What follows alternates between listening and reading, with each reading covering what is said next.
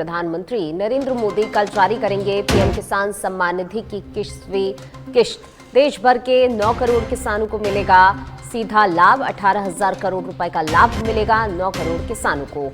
राजस्थान के 66.62 लाख किसानों के खातों में पहुंचेंगे 1,332.40 करोड़ रुपए। हर किसान को 2,000 रुपए सीधे खाते में ट्रांसफर होंगे। जयपुर में आयोजित राज्य स्तरीय कार्यक्रम में मुख्यमंत्री भजनलाल शर्मा शामिल होंगे। वहीं सभी जिलों में भी एक साथ विशेष कार्यक्रम और लाइव प्रसारण किया जाएगा। राजस्थान में किसानों को मिल रहा है अतिरिक्त लाभ।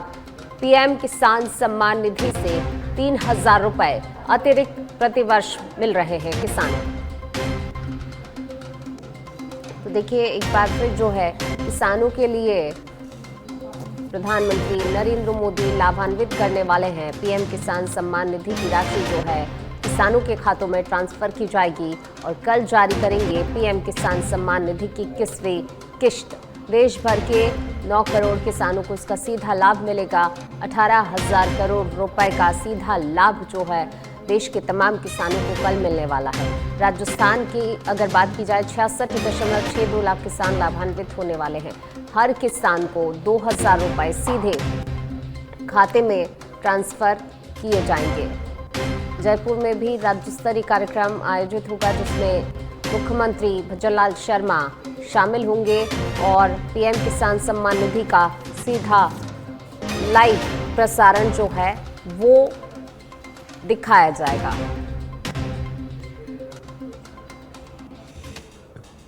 चलिए बढ़ते आगे। मेजर शैतान सिंह की पुण्यतिथि है आज। सीएम भजनलाल शर्मा ने दी श्रद्धांजलि। कहा मातृभूमि की रक्षा करते हुए वर्ष 1962 के भारत चीन युद्ध में अपना सर्वोच्च बलिदान देने वाले राजस्थान के सपूत परमवीर चक्र से सम्मानित मेजर शैतान सिंह जी के बलिदान दिवस पर उन्हें भावपूर्ण श्रद्धांजलि। आपके अदम्य साहस और अटूट देश निष्ठा की भावना सदैव हमें देश हित में समर्पित रहने की प्रेरणा देती रहेगी।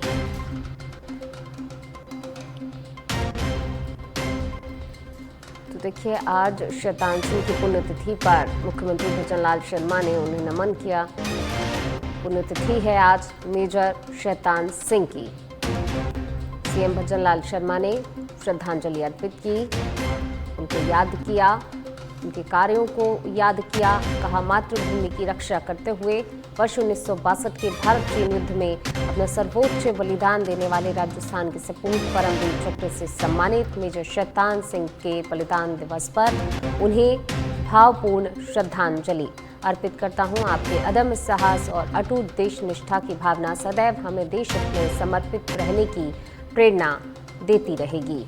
तो ये मुख्यमंत्री भजनलाल शर्मा ने अपने सोशल मीडिया एक्स हैंडल पर पोस्ट साझा किया, श्रद्धांजलि अर्पित की, उनके बलिदान को याद किया और उनके बलिदान को लेकर कहा कि उनका जो सर्वोच्च उन्होंने न्यौछावर कर दिया देश के लिए वो हमें प्रेरणा देता है देश निष्ठा की।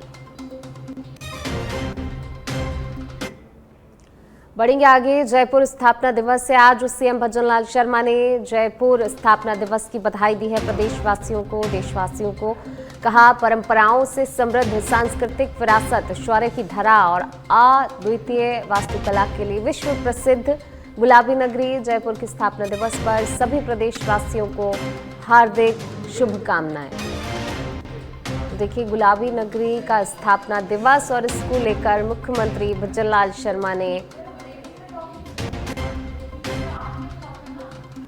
प्रदेशवासियों को बधाई दी है। गुलाबी नगरी जयपुर के स्थापना दिवस पर उन्होंने पूरे ही प्रदेशवासियों को बधाई दी है। सीएम भजनलाल शर्मा ने जयपुर स्थापना दिवस की बधाई और शुभकामनाएं दी। पूरे ही प्रदेशवासियों को शुभकामनाएं दी गई है। सोशल मीडिया पर पोस्ट के जरिए कहा परंपराओं से समृद्ध सांस्कृतिक विरासत, शौर्य की धरा, अद्वितीय वास्तुकला के लिए विश्व प्रसिद्ध गुलाबी नगरी यानी कि जयपुर का स्थापना दिवस और इसको लेकर प्रदेशवासियों को बधाई। अब बढ़ेंगे आगे, बात अगली खबर की। टोंक के दूनी से बड़ी खबर आपको बता रहे हैं। दूनी में हुआ दर्दनाक सड़क हादसा, ट्रैक्टर की टक्कर से युवक की मौत का मामला सामने आया है। देर रात हुए हादसे के बाद ग्रामीणों का गुस्सा फूट पड़ा। जलसीना गांव में परिजन और ग्रामीण शव के साथ धरने पर बैठे रहे। ग्रामीणों का आरोप है अवैध बजरी से भरा हुआ ट्रैक्टर जो था उसने युवक को टक्कर मार दी। घाट पुलिस मौके पर पहुंची है, समझाइश का प्रयास किया जा रहा है। मुआवजे और अन्य मांगों को लेकर ग्रामीणों का प्रदर्शन भी लगातार जारी है।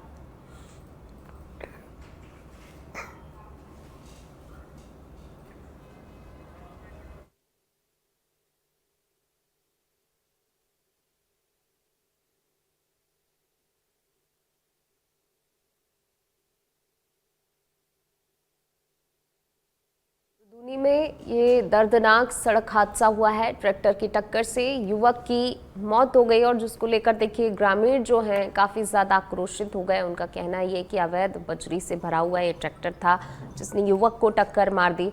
और ऐसा कई बार होता है, ग्रामीणों ने शिकायत भी की, लेकिन उसके बाद भी कहीं ना कहीं उनकी शिकायतों पर सुनवाई नहीं हुई। और आखिरकार जब ये हादसा हुआ तो पूरे ही ग्रामीणों का अचानक से गुस्सा फूट पड़ा। हालांकि देखिए घटना की जानकारी जैसे ही पुलिस को मिली तो पुलिस भी घटनास्थल पर पहुंची, समझाइश का यहाँ पर प्रयास किया जा रहा है। लेकिन कहीं ना कहीं जिस तरीके से हादसे लगातार सामने आते हैं उसके बाद प्रशासन जब अनसुनी करता है, नहीं सुनता है, ध्यान नहीं देता है, तो कहीं ना कहीं ग्रामीणों का गुस्सा फूटना जाहिर सी बात है। और यही यहाँ पर हुआ जब एक दर्दनाक सड़क हादसा हुआ जिसमें एक युवक की मौत हो गई तो ग्रामीण आक्रोशित हो गए। बढ़ेंगे आगे, जयपुर में परिगणना अभियान तेज कर दिया गया है। 47 लाख से ज़्यादा प्रपत्र वितरित किए गए हैं। 11,90,000 से अधिक प्रपत्रों का डिजिटलीकरण पूरा हुआ है। जिला निर्वाचन अधिकारी डॉक्टर जितेंद्र कुमार सोनी लगातार मॉनिटरिंग कर रहे हैं, समय समय पर दिशा निर्देश भी दे रहे हैं। मतदाताओं को मिला ऑनलाइन प्रपत्र भरने का विकल्प। तो देखिए कई बार ऑफलाइन में मतदाताओं को परेशानी होती है तो ऑनलाइन भी व्यवस्था की गई थी और अब मतदाताओं को जो है ऑनलाइन प्रपत्र भरने का विकल्प मिल गया है। वेबसाइट और QR कोड से आसानी से जो है परिगणना फॉर्म अब जो मतदाता हैं वो भर सकते हैं। 4 नवंबर से लेकर 4 दिसंबर तक यानी पूरे 1 महीने तक विशेष पुनरीक्षण जो है चरण चल रहा है। और इसी पूरे महीने में जो लोग फॉर्म भरना चाहते हैं वो आसानी से भर सकते हैं। ऑनलाइन भी इसकी व्यवस्था कर दी गई है, विकल्प है, आप ऑनलाइन जाकर भर सकते हैं। बस्ती विधानसभा की बात की जाए 37.65% डिजिटलीकरण के साथ अव्वल है। मतदाताओं से अधिक संख्या में ऑनलाइन फॉर्म भरने की अपील भी लगातार की जा रही है क्योंकि ऑफलाइन में काफ़ी जो है दिक्कत आती है मतदाताओं को। और ऐसे में ऑनलाइन का जब उन्हें विकल्प दिया गया है तो ऑनलाइन की बात जो है यहाँ पर कही गई है कि मतदाता अधिक से अधिक संख्या में ऑनलाइन फॉर्म भरें।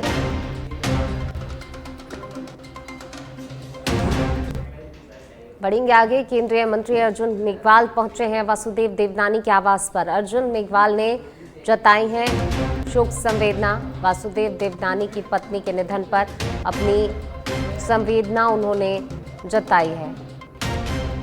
अर्जुन मेघवाल पहुंचे हुए हैं वासुदेव देवनानी के आवास पर। वासुदेव देवनानी की पत्नी के निधन पर उन्होंने अपनी संवेदनाएं व्यक्त की हैं। केंद्रीय मंत्री अर्जुन राम मेघवाल वासुदेव देवनानी के आवास पर पहुंचे और अपनी संवेदनाएं उन्होंने जताई। तो अब से कुछ ही दिन पहले जो है वासुदेव देवनानी की पत्नी का निधन हो गया था। तमाम नेता जो हैं उस समय पहुंचे भी थे, श्रद्धांजलि अर्पित की थी। और अब केंद्रीय मंत्री अर्जुन मेघवाल भी जो है उनके आवास पर पहुंचे, उन्होंने भी अपनी गहरी शोक संवेदनाएं जताई, दुख व्यक्त किया। चलिए बढ़ेंगे आगे, बिहार में नई सरकार के गठन की तैयारियां तेज हो गई हैं। कल की बैठक में NDA विधायक दल का नेता चुना जाएगा। राज्यपाल से सरकार बनाने का दावा पेश करेंगे नीतीश कुमार। कल इस्तीफा भी सौंपेंगे नीतीश कुमार और इसके बाद देखिए नई सरकार के गठन की कवायद भी तेज हो जाएगी। 20 नवंबर को पटना के गांधी मैदान में शपथ ग्रहण समारोह होगा। बिहार BJP अध्यक्ष दिलीप जायसवाल ने इसकी जानकारी दी है। कल इस्तीफा सौंपेंगे नीतीश कुमार। 20 नवंबर को पटना के गांधी मैदान में शपथ ग्रहण समारोह होना है। बिहार बीजेपी अध्यक्ष दिलीप जायसवाल ने जानकारी दी है। बिहार में नई सरकार के गठन की तैयारियां तेज हो गई हैं। कल बैठक में एनडीए विधायक दल का नेता चुना जाएगा और कल भी नीतीश कुमार जो हैं इस्तीफा भी देंगे, राज्यपाल से सरकार बनाने का दावा पेश करेंगे और इसी के साथ इस्तीफा भी देंगे। राजस्थान कांग्रेस नेताओं के आज के कार्यक्रम। पूर्व सीएम अशोक गहलोत आज रहेंगे सिविल लाइंस आवास पर। वहीं पीसीसी चीफ गोविंद सिंह डोटासरा की बात की जाए और नेता प्रतिपक्ष टीकाराम जूली तो दिल्ली दौरे पर हैं। दिल्ली में एआईसीसी के एसआईआर प्रक्रिया पर होने वाली ट्रेनिंग में दोनों शामिल होने वाले हैं। पीसीसी चीफ गोविंद सिंह डोटासरा और नेता प्रतिपक्ष टीकाराम जूली दोनों ही एसआईआर प्रक्रिया पर होने वाली ट्रेनिंग में शामिल होंगे। इसके अलावा एआईसीसी महासचिव सचिन पायलट जयपुर आवास पर ही रहेंगे।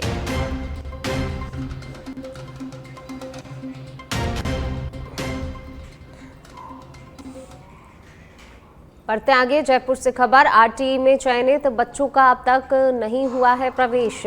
अभिभावक आक्रोशित हो गए हैं। पीड़ित अभिभावकों की आवश्यक बैठक जो है 18 नवंबर दोपहर 12:30 बजे शिक्षा संकुल मुख्य द्वार JLN मार्ग जयपुर में होगी। बैठक 6 माह से दाखिले से वंचित बच्चों के माता पिता इस बैठक में शामिल होंगे और आगे की रणनीति और कार्रवाई पर महत्वपूर्ण निर्णय लिया जाएगा।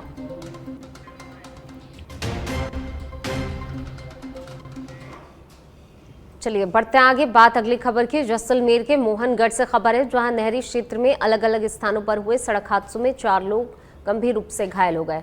सभी घायलों को स्थानीय लोगों की सहायता से निजी वाहनों के माध्यम से मोहनगढ़ अस्पताल पहुंचाया गया है, जहां प्राथमिक उपचार के बाद उन्हें जैसलमेर रेफर किया गया। सूचना मिलते ही मोहनगढ़ थानाधिकारी नाथू सिंह के निर्देश पर हेड कांस्टेबल दिनेश कुमार अस्पताल पहुंचे और घायलों से हादसों के संबंध में विस्तृत जानकारी लेते हुए मामले की जांच शुरू कर दी गई है। जानकारी के अनुसार 1365 आरडी के पास एक अज्ञात वाहन ने बाइक को टक्कर मार दी थी, जिसमें बाइक सवार 27 वर्षीय अशोक, 11 वर्षीय मनीष और 28 वर्षीय ईदे खां घायल हो गए थे। तीनों को निजी वाहन से सामुदायिक स्वास्थ्य केंद्र लाया गया और इसी के तहत नाचना हमीर नाडा रोड पर 2 मोटरसाइकिलों के आमने सामने जोरदार भिड़ंत हो गई। भिड़ंत में 28 वर्षीय शादी खान गंभीर रूप से घायल हो गया। उसे भी मोहनगढ़ अस्पताल लाया गया, जहां उपचार के बाद सभी घायलों को आगे की चिकित्सा के लिए जैसलमेर रेफर कर दिया गया है। जयपुर से खबर। चुनाव आयोग की एसआईआर प्रक्रिया पर कांग्रेस की पैनी नजर है। आज दिल्ली के इंदिरा भवन में कांग्रेस के बड़े नेताओं को एक्सपर्ट ट्रेनिंग देंगे। कांग्रेस अपने सभी पीसीसी चीफ और नेता प्रतिपक्षों को ट्रेनिंग देगी। पहले जिन 12 राज्यों में एसआईआर लागू हुआ, वहां के पीसीसी चीफ नेता प्रतिपक्ष को ट्रेनिंग देंगे। राजस्थान से पीसीसी चीफ गोविंद सिंह डोटासरा और नेता प्रतिपक्ष टीकाराम जूली ट्रेनिंग में मौजूद रहेंगे। तो देखिए, ट्रेनिंग दी जा रही है एसआईआर को लेकर। और अगर राजस्थान की बात की जाए तो पीसीसी चीफ गोविंद सिंह डोटासरा इस ट्रेनिंग में शामिल होंगे। इसी के साथ जो है नेता प्रतिपक्ष टीकाराम जूली भी ट्रेनिंग में मौजूद रहेंगे। दोनों की उपस्थिति यहां पर रहेगी। तो कांग्रेस ट्रेनिंग दे रही है एसआईआर को लेकर, और जिसमें देखिए जहां 12 राज्यों में पहले ही एसआईआर जहां लागू हो चुका है, तो वहां के जो एक्सपर्ट्स हैं वो यहां पर ट्रेनिंग देंगे। बढ़ेंगे आगे, जयपुर से खबर। कल्याण लोनावाला रेलखंड पर तकनीकी कार्य के चलते नॉन इंटरलॉकिंग ब्लॉक हुआ है। जोधपुर हटपसर रेल सेवा रिशेड्यूल रहेगी। गाड़ी संख्या 20495 3 घंटे देरी से चलेगी। इसके अलावा 6 दिसंबर को जोधपुर से चलेगी 3 घंटे की देरी से।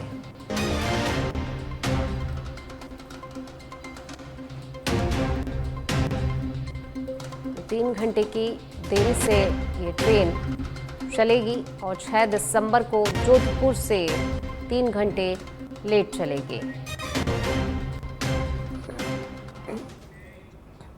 टोंक से खबर है, जहां देवली पुलिस ने फर्जी वसीयत बनाकर करोड़ों की संपत्ति हड़पने की साजिश का खुलासा किया है और शातिर आरोपी को गिरफ्तार किया। आरोपी ने उप पंजीयक कार्यालय में कूट रचित दस्तावेज पंजीकृत करवाया था। मामला स्वामी परमानंद भारती आश्रम की संपत्ति से जुड़ा हुआ बताया जा रहा है। परिवादी सूरज खटीक ने रिपोर्ट दी है, उनके दादा सुखदेव भारती की चल अचल संपत्ति अंबेडकर कॉलोनी जहाजपुर में स्थित है। दादा की मृत्यु 17 जनवरी 2018 को हुई थी।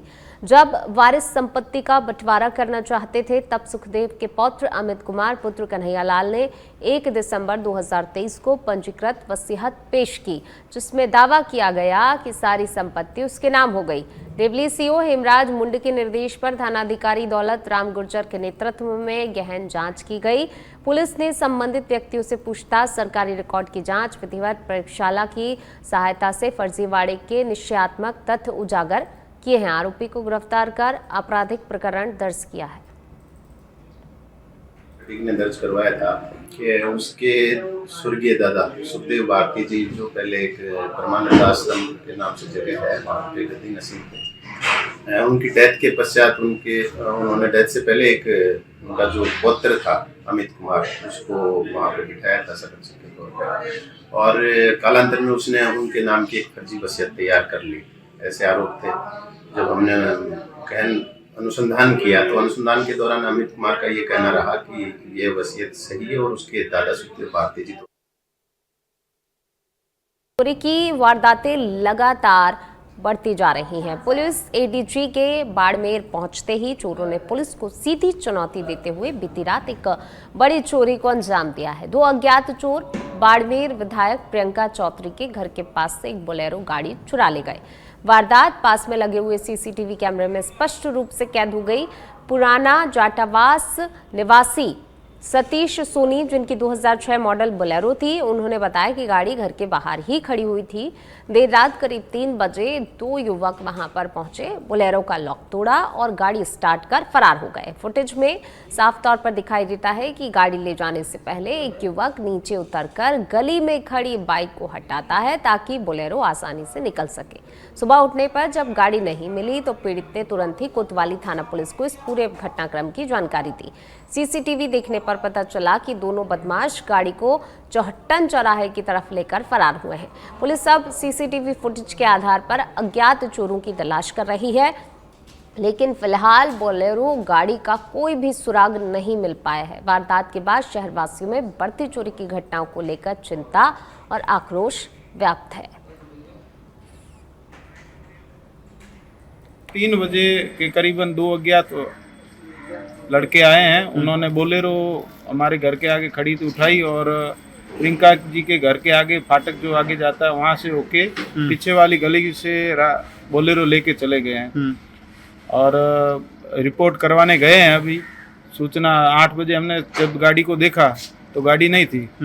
सूचना की है, अभी सूचना से पता चला कि गाड़ी चौहट्टन चौराहे की तरफ से निकली है, तो गाड़ी का कोई अता पता नहीं है। पुलिस से हमारी यही गुजारिश है तो क्या है कि हमारी गाड़ी का थोड़ा पता करवाएं। रात को 3 बजे के करीबन 2 अज्ञात। टोंक से खबर है, जहां सदर थाना पुलिस ने अवैध बजरी खनन और परिवहन को रोकने के लिए कार्रवाई करते हुए बजरी से भरे हुए 3 ट्रैक्टर ट्रॉली जब्त कर लिए हैं। एसपी राजेश मीना के निर्देश पर थानाधिकारी जयमल सिंह के नेतृत्व में पुलिस टीम ने बनास नदी के बहाव क्षेत्र वजीरपुरा में छापा मारा और अवैध खनन में शामिल व्यक्तियों के खिलाफ मामला दर्ज किया। पुलिस ने कहा, अवैध बजरी खनन और परिवहन के खिलाफ कार्रवाई जारी रहेगी और नियमों का उल्लंघन करने वालों के खिलाफ सख्त कदम उठाए जाएंगे।